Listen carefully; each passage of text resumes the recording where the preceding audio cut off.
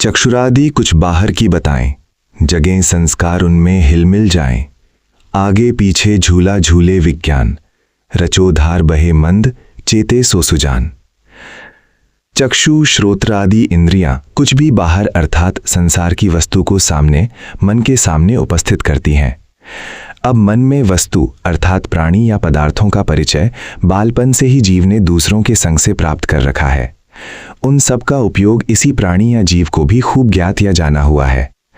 जब चक्षु आदि इंद्रियां किसी वस्तु को हमारे मन के सम्मुख उपस्थित करती हैं, तो इसी वस्तु के उपयोग के संस्कार झट मन में उदय होकर या जागकर जीव की इच्छा को मन में खड़ा कर देते हैं। इच्छा होते ही जीव के मन से वह पदार्थ उतरता ही नहीं, जब तक कि उसकी हुई हुई इच्छा पूर्ण न कर ली जाए। इच्छा संसार में ही पूर्ण होनी है। यही संसार में इच्छा पूर्ण करने के लिए होना भव नाम से कहा जाता है। न ये तृष्णा या इच्छाओं का जाल कभी समाप्त हो और न ही पुनः संसार में ही होना, न जन्मना और मरना आदि से ही जीव की मुक्ति हो।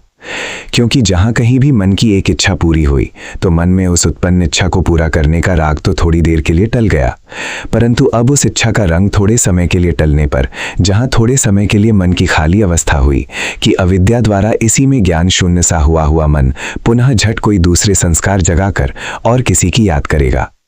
ऐसे ये जाल कभी भी समाप्त होने का ही नहीं। सामने संसार की उपस्थिति और उसे समझ समझकर संस्कार इच्छाएं प्रकट करके संसार वाला मन जीव को इसी में उलझाए रखेगा।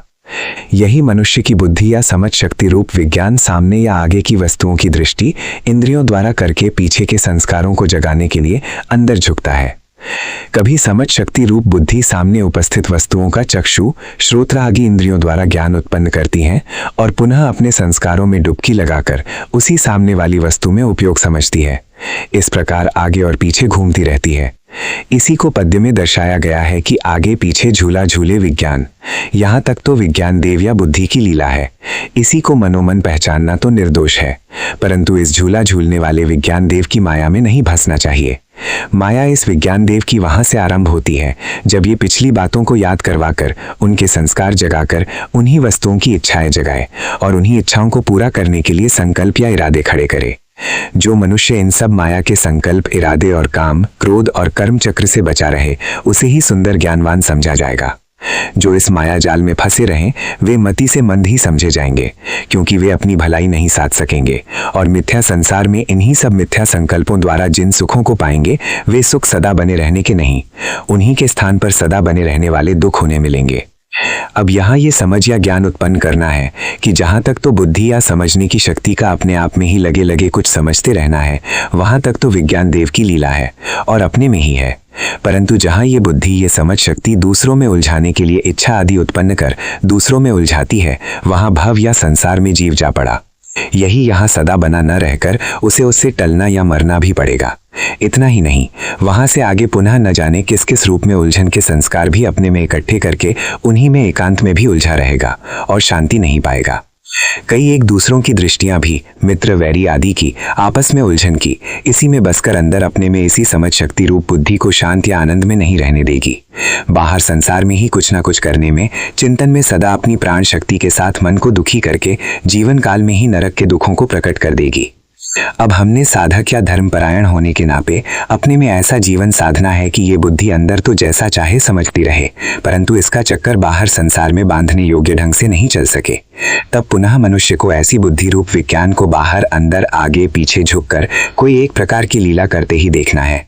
कभी बाहर चक्षु आदि द्वारा वस्तुओं को समझना, यही आगे तो बढ़ना या झुकना हुआ। पुनः अंदर के संस्कार जगाकर उस वस्तु के संचार वाले रूप को समझना, यही अंदर या पीछे का झुकना हुआ। इस प्रकार अंदर बाहर या आगे पीछे यही बुद्धि विज्ञान या बुद्धि सत्व झूला झूलता हुआ अपनी लीला करता हुआ समझना है। यही आगे पीछे झूला झूलना है, परंतु इसके आगे संसार की धारा में नहीं जाना। यदि संसार या भव की धारा से आप बचे रहे तभी कहा जाएगा कि आप मति या बुद्धि को सत्य का ज्ञान करवाकर अपने को चेता गए या जगा गए, इसलिए सुजान हुए, भव सागर से बच गए। यदि मति न जगी, मंद रही, तो आप संसारिक इच्छा आदि की धार में बह गए तो मति से मंद या दुर्बल मति वाले हुए, क्योंकि अंत में अपने ही दुखों का कारण आप स्वयं अपने अज्ञान से बनोगे। यदि आप आगे होने वाले दुखों को पहले से ही भांप गए और अपने आप को संसार की धारा में बहने से बचाने का कष्ट सहन कर गए तो सुंदर ज्ञान वाले या सुजान हुए। क्योंकि आपने सुख के रूप में छिपे इन्हीं संसारिक दुखों को अपनी बुद्धि या मति को जगाकर पहचान लिया। इसीलिए आप ही मतिमान हुए। यदि सुंदर रूप में चेत गए या जग गए, जैसे कोई सोया या नींद से उठा हुआ मनुष्य किसी सहसा भय देने वाले शब्द को सुनकर चौंक जाता है और चेत जाता है, अपनी निद्रा या आलस्य को भगाकर उस भय से बचने के लिए तैयार हो जाता है, यही चेतने का तात्पर्य है। ऐसे ही जो अपने भविष्य के दुख को मन में रखकर चेतता रहे, वही सुजान है।